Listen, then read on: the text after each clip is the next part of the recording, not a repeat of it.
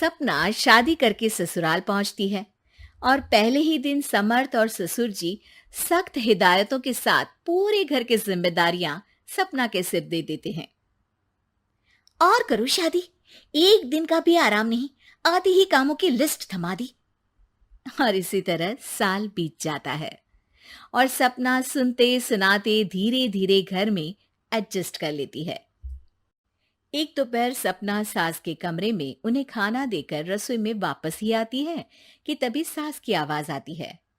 सपना, ओ सपना, कहाँ है? जरा नमक तो लाना। सपना नमक लेकर सास के कमरे में पहुंचती है।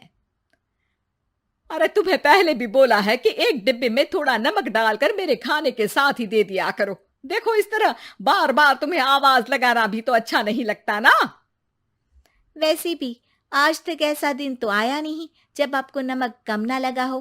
फिक्र नॉट, मुझे तो आदत हो गई है। हाँ भाई, अब दवाइयाँ लेनी है तो खाना जैसा भी है खाना तो पड़ेगा ना। मैं आपके हाई ब्लड प्रेशर से बेखबर नहीं हूं और इसीलिए ये चिकनी चुपड़ी बातें उसे सुनाना जो इसमें फंस जाए। अरे सही है, खाना अच्छा बनाओ या ना बनाओ, सास को उल्टा जवाब जरूर दे दो। सास की टेढ़ी बातें सुनकर सपना आगे बिना कुछ बोले वहां से चली जाती है। दिन बीतते हैं और सास बहू का रूटीन वैसा ही रहता है, जिसमें अब सास अड़ोस पड़ोस और अपनी सहेलियों के सामने भी खाने का जिक्र करने लगती है।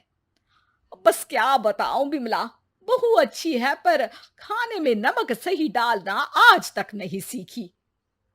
अरे क्या बात कर रही हो? फिर तो तुम्हारा 2 वक्त की रोटी खाना भी मुश्किल हो जाता होगा। तभी सास सपना को वहां आते हुए देख लेती है। हाँ हाँ, लेकिन कभी समझाओ तो झट समझ भी तो जाती है।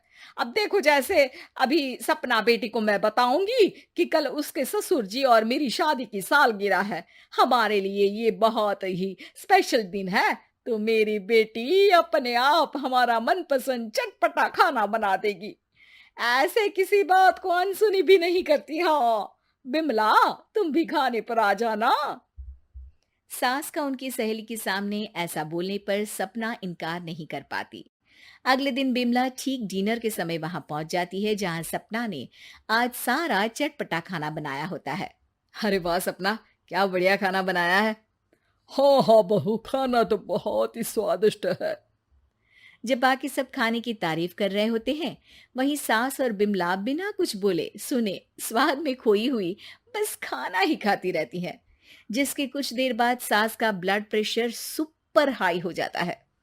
अरे हाय, मर गई, मेरा तो सिर घूम रहा है। आपसे किसने कहा था ऐसे खाने के लिए जैसे जन्मों से कुछ मिला ही ना हो? अरे हद है, मतलब जब तुम्हें बोला था कि मम्मी को तेज नमक वाला खाना नहीं देना, फिर दिया क्यों? मेरी माँ को मारना चाहती हो क्या? अरे बहू, तुम्हें एक जिम्मेदारी दी थी, उसमें भी इतनी लापरवाही। ऐसा माहौल देख बिमला तुरंत वहां से चली जाती है। साथ ही समर्थ और ससुर जी सास को लेकर कमरे में चले जाते हैं। ये सही है, सहेली के सामने बोली हुई बात भी मनवा ली और तबीयत खराब करके मुझे डांट पड़वा कर ऐसे चुप हो गई जैसे मुंह में जुबान ही ना हो। इसके बाद सास की तबीयत तो ठीक हो जाती है, लेकिन अब सपना पहले से भी ज्यादा सतर्क रहने लगती है, जिसमें खाना पहले की ही तरह नमक की कमी के साथ बनता रहता है, जिससे सास भी सच पता होने पर सपना को ताने दिए बिना रह नहीं पाती। अरे बहू, वैसे तो खाना सही बना है, लेकिन सब्जी में नमक कम होने की वजह से रोटी खाने में स्वाद ही नहीं आ रहा। अगली बार जरा ध्यान रखना। आपके नमक का ध्यान रखते रखते ऐसा लगता है किसी दिन मुझ में ही नमक की कमी ना हो जाए। तो फिर सही नमक डाल दिया करना। हाँ हाँ, जिससे आप दोबारा हाई ब्लड प्रेशर करके उस दिन की तरह सबसे मुझे डांट पड़वा सको। अरे जो भी कहो, उस दिन खाना बड़ा स्वादिष्ट बना था।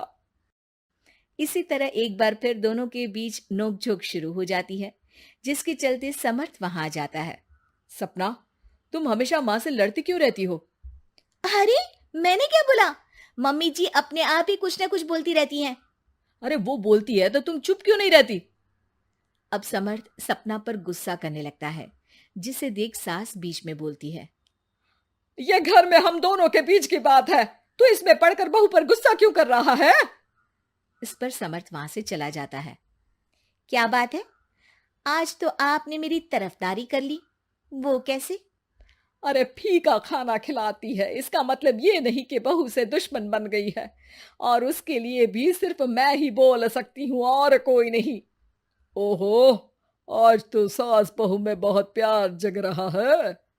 अरे तो फिर आपके पेट में दर्द क्यों हो रहा है? तुम कुछ ज्यादा ही उल्टे जवाब नहीं दे रही, कभी समर्थ कभी मैं। अरे तो फिर सुन क्यों रहे हो? यहाँ खड़े रहकर जाओ ना। ससुर जी वहां से चले जाते हैं। जिस पर सास का अपने लिए ऐसा व्यवहार देख सपना उनसे कहती है, वैसे तो आप इरिटेटिंग हो, अपनी गलती मानती नहीं, इमोशनल ब्लैकमेल भी बहुत अच्छे से कर लेती हो। पर जैसी भी हो, मेरी सासू माँ हो, मैं कभी आपकी सेहत के साथ कोई खिलवाड़ नहीं कर सकती। इसीलिए कुछ भी बोलो, कुछ भी करो, आपको नमक तो हमेशा मांगना ही पड़ेगा। सपना की बात सुनकर सास मुस्कुराते हुए चुप होकर वहां से अपने कमरे में चली जाती है। अरे जो भी हो, बहू मुझे लाखों में एक मिली है। सास ऐसा बोलती ही है कि तभी बाकी सब भी कमरे में आ जाते हैं। अरे हमें तो पहले से ही पता है।